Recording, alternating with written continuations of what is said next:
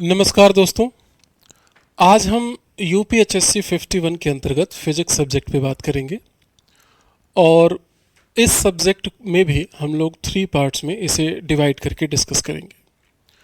First part में interview की कुछ ज़रूरी बातें और सेकेंड पार्ट में इंटरव्यू में जो क्वेश्चन पूछे गए हैं उस पर डिस्कस करेंगे और थर्ड पार्ट में हमारा एक मॉक इंटरव्यू प्रोग्राम है, उस पर छोटे सा डिस्कशन करेंगे लास्ट में। अगर टाइम हो तो आप उसको देख लीजिएगा। सबसे पहले इंटरव्यू की कुछ ज़रूरी बातों में हम ये देखेंगे कि देखिए, इंट्रो जो हमारा होता है उसमें बहुत सारे ऐसे ऑप्शन होते हैं जहाँ से हम ये कैच कर सकते हैं कि वो हमसे क्या क्वेश्चन पूछेंगे। इंट्रो पे वैसे मैंने कई वीडियो में बात कही है, लेकिन यहाँ पर हम आज ये बात करने वाले हैं कि इंट्रो में हम अपने ही उस लाइन से क्वेश्चन को बना सकते हैं जो वो पूछेंगे। मतलब ये ज़्यादातर होता है तो हम कुछ एक्सपेक्टेशन कर सकते हैं। जैसे थोड़ा सा कुछ डेटा को देखते हैं जो ऐसा हुआ लास्ट में और उससे पहले वाले में भी, कि आपने जो इंट्रो स्टार्ट किया है, मान लीजिए कि 10th से लेकर के और पीएचडी तक, अगर किसी का है तो, नहीं तो नेट जेआरएफ तो आप होंगे ही। यहाँ पर जो लास्ट आपका क्वालिफिकेशन होता है, यहाँ मान लीजिए लास्ट में कि आपका सिचुएशन ये हो सकता है कि आपने पोस्ट ग्रेजुएशन किया प्लस नेट किया और जल्दी किया। आपने अभी हाल ही में पीजी किया है, फिर नेट किया और अभी आप इंटरव्यू के लिए आ गए हैं। ऐसा हो सकता है कि आपने जल्दी ही पीजी किया, फिर जेआरएफ आपका निकल गया और देन जो है आप इसी बार एग्ज़ाम दिए और आप इंटरव्यू तक आ गए। ऐसा हो सकता है कि आपने पीजी के साथ साथ अभी रिसेंट में पीएचडी आप कर रहे हैं।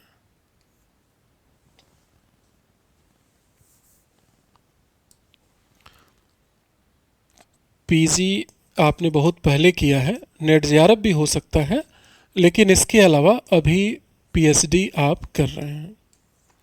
पीएचडी में भी दो सिचुएशन हो सकता है कि अभी रिसेंट में आपका एडमिशन हुआ है और एक जो है एक तरह से टाइम हो गया है, या कह सकते हैं कि 1 ईयर लगभग हो गया है, या 6 मंथ, 1 ईयर या 6 मंथ कंप्लीट हो गया है। इसके अकॉर्डिंग भी क्वेश्चन होता है। तो देखिए, जो भी रिसेंट आपका क्वालिफिकेशन होता है उससे क्वेश्चन पूछे जाने की पूरी संभावना रहती है। कि आपने अभी मान लीजिए कि 2024 मतलब जब फॉर्म भरा गया था 2022 में, उस समय आपने पीजी किया और उसी समय नेट हुआ, आपने एग्ज़ाम फॉर्म फिल कर दिया और अभी पेपर हुआ है और आप आ गए हैं यहाँ इंटरव्यू में। इसको हाल ही में समझा जाएगा, जल्दी ये सब चीज़ें हुई हैं।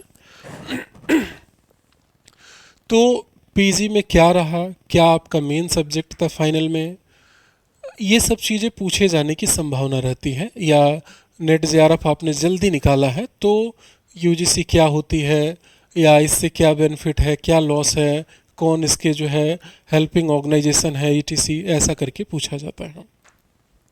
यानी माइंड में क्या रखना है कि जो भी लेटेस्ट क्वालिफिकेशन है उससे क्वेश्चन पूछे जाने की संभावना है।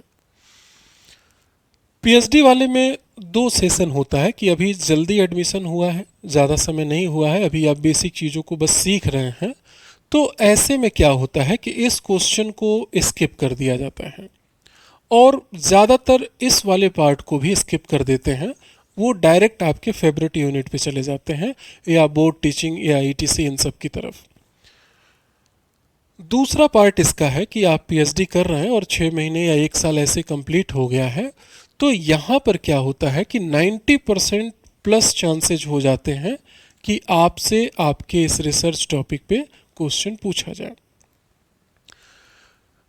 ये ध्यान रखिएगा, मैंने 90+% कहा है, 100 नहीं। कुछ कैंडिडेट ऐसा पिछली बार कह रहे थे कि सर मेरे से तो नहीं पूछा गया। तो एग्जैक्ट देखिए, सारे बच्चों का डेटा इस पॉइंट पे गैदर करना ये मुश्किल है, लेकिन एक अनुमान लगा ले सकते हैं कि ज़्यादातर ने कहा कि हमसे पूछा गया था, एक दो ने कहा कि नहीं पूछा गया। तो मान के चलिए कि यहाँ से क्वेश्चन पूछे जाने की संभावना रहती है कि आपके रिसर्च से पूछा जाएगा। एक तो ये पार्ट हो गया। दूसरा, हमें ये ध्यान रखना है, इंट्रो से ही ये क्वेश्चन सब निकल रहा है कि जब आप इंट्रो बताएंगे तो आप ऑर्गेनाइजेशन या संस्था का नाम भी बताएंगे जहाँ से आपने किया है। मान लीजिए कि किसी पर्सन ने बीटेक किया है या एमटेक किया है, तो ऐसे में ये किस इंस्टीट्यूट या ऑर्गेनाइजेशन से किया है ये भी एक मायने रखता है कि वो उसके बैकग्राउंड में वो लोग जा सकते हैं। जैसे कि उसके हालिया रिसर्च क्या है, या अभी इस क्षेत्र में वो ये काम कर रहा है, इसके बारे में आप कुछ बताइए। या अगर ये इंस्टीट्यूट या ऑर्गेनाइजेशन यूपी में है तो थोड़ा सा इस पर क्वेश्चन बनने के और भी चांस बन जाते हैं। यानी आप समझ रहे हैं कि कितने सारे क्वेश्चन हैं जो हमारे इंट्रो में छिपे होते हैं, तो हम वहाँ से इसको निकाल सकते हैं। ठीक है। एक और मतलब कह सकते हैं कि डेटा है, ऐसा एक्सपेक्टेशन हुआ नहीं था लेकिन ऐसा रिजल्ट में निकल के आया। क्या है कि 3 सब्जेक्ट ऐसे हैं जिनसे लगभग 50% टाइम बोर्ड पर पढ़ाने के लिए दिया गया। मतलब जितना भी इंटरव्यू प्रोसेस चल रहा है उसमें 50% टाइम बोर्ड पर टीचिंग और उस पर क्रॉस क्वेश्चन वगैरह ये सब इंक्लूड था। ऐसा पढ़ाने के लिए तो देखिए वो बोल करके कहेंगे कि आप 2 मिनट में कुछ पढ़ा कर बताइए, 3 मिनट में, मोस्टली 2-3 मिनट होता है। तो जब आप उस पर टीच करते हैं तो वो कोई कैलकुलेटेड टाइम नहीं है, लेकिन हाँ 2 से 4-5 भी हो जाता है। फिर वो क्रॉस करते हैं या 2-3 मिनट बाद ही क्रॉस करना स्टार्ट कर देते हैं। 3-4 क्वेश्चन क्रॉस किए तब तक जो है वो 6-7 मिनट ऐसे हो जाते हैं। तो ये 3 सब्जेक्ट जो है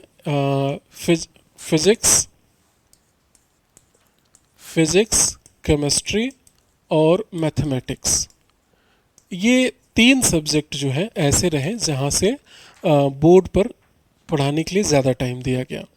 फिर उस पर क्रॉस हुए और फिर जो है चीज़ें चलने लगी। इसके बाद रिसर्च रहा, तो रिसर्च पे क्वेश्चन पूछे गए हैं। आप रिसर्च तो देखिए इंट्रो में ही आ जाएगा, आफ्टर दैट बोर्ड पे आप आते हैं।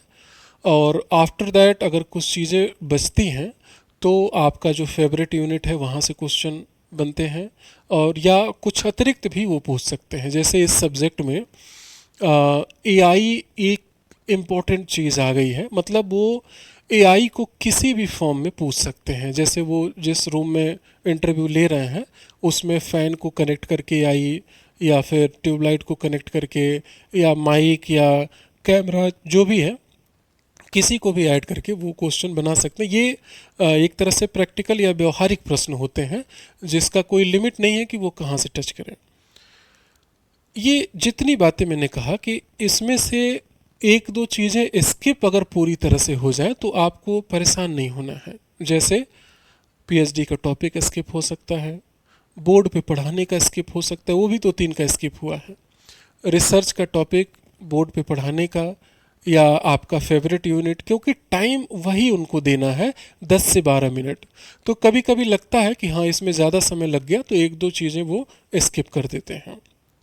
तो आपको इसमें परेशान नहीं होना है।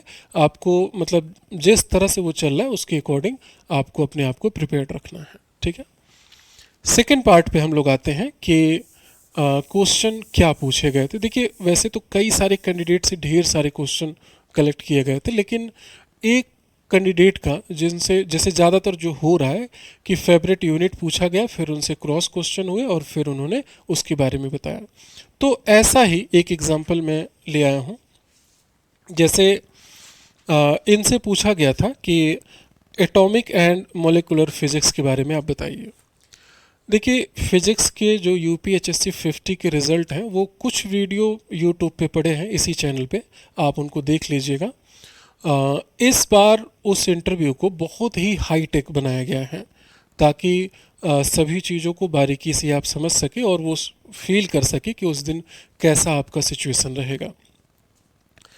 तो इनका जो है एटॉमिक एंड मॉलिक्यूलर फिजिक्स इन्होंने बताया कि सर मुझे ये यूनिट पढ़ना पसंद है। तो इनसे जो क्वेश्चन पूछे गए थे, 2-3 क्वेश्चन मैं आपको बताता हूँ, आप कोशिश करेंगे कि अगर आपका ये यूनिट हो तो आप इन प्रश्नों को देख सकते हैं। First, what do you mean by hyperfine structure in atomic spectra? This is first question. अभी हम सिर्फ क्वेश्चन पे बात करेंगे। जब मॉक इंटरव्यू होगा तो आप इसके आंसर या इस तरह के आंसर या जो भी एक्सपर्ट होंगे वो आपको और भी सजेशन देंगे कि इसमें आप क्या कर सकते हैं। Second question, how does quantum mechanical model improve upon the Bohr model? How does quantum mechanical model improve upon the Bohr model, ये सेकेंड क्वेश्चन है। Third, what is difference between atomic spectra and molecular spectra?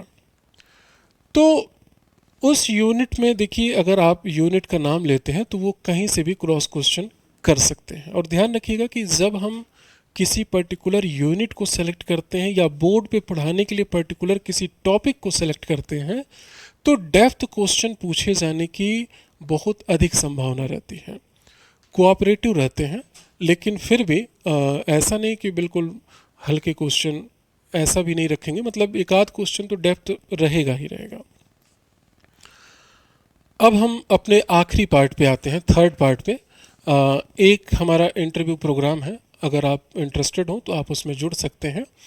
और इस interview programme में हमने बिल्कुल आयोग का copy करने की कोशिश किया है। यानी कि 4 मेंबर की पैनल होगी, एक पर्टिकुलर डेट और टाइम मिलेगा आपको उस टाइम आना है। डॉक्यूमेंट वेरिफिकेशन होगा।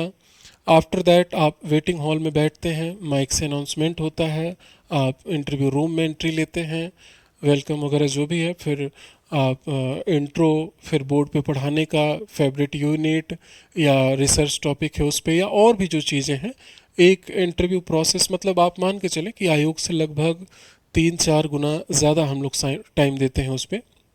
आफ्टर दैट इससे भी अधिक फीडबैक पे टाइम दिया जाता है एंड वो प्रॉपर तरीके से आप नोट डाउन करते हैं कि ये चीज़ें ऐसे होंगी। और फर्स्ट डे पे लगभग 20+ प्रॉब्लम सभी कैंडिडेट के निकलते हैं, एक दो को अगर हम छोड़ दे तो। सेकंड में ये सजेस्ट किया जाता है कि आप कम से कम ये मिस हैबिट को रिपीट ना करें, तो वो सेकंड में लगभग 5 से कम आ जाते हैं और नेक्स्ट आते आते लगभग 0 तक उसको लाया जाता है। तो एक कोशिश है।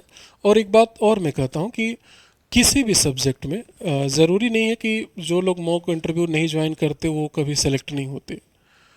करीबन 5-10% ऐसे भी कैंडिडेट हैं जो मॉक इंटरव्यू के बिना भी रिज़ल्ट लाते हैं, लेकिन हाँ थोड़ा हेल्पफुल हो जाता है। कुछ पर्सन के मार्क्स इतने हाई होते हैं कि इंटरव्यू में 12 भी आ जाए तब भी सेलेक्ट हो जाएंगे, 17-18 आ गया तब बिल्कुल सिलेक्शन पक्का है, इस तरह से।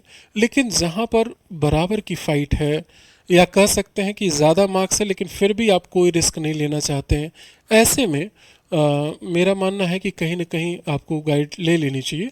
हमारे पास नहीं तो कहीं पे भी आप ज़रूर इस गाइड को लें। अगर कुछ क्वेश्चन क्वेरी होता है तो आप दिए गए नंबर पे कॉल कर सकते हैं। एक फ्री ऑफ कॉस्ट हमारी एक फैसिलिटी है, आप उसको ले सकते हैं कि आप 5-7 मिनट की कोई बोर्ड पे पढ़ाने का कोई टॉपिक भेजना चाहें तो भेज सकते हैं। हमारी टीम उस पर क्या रिफॉर्म हो सकता है वो रिफॉर्म आपको बताएगी। आज का डिस्कशन हम लोग यहीं पे फिनिश करते हैं। थैंक यू सो मच आप सभी का।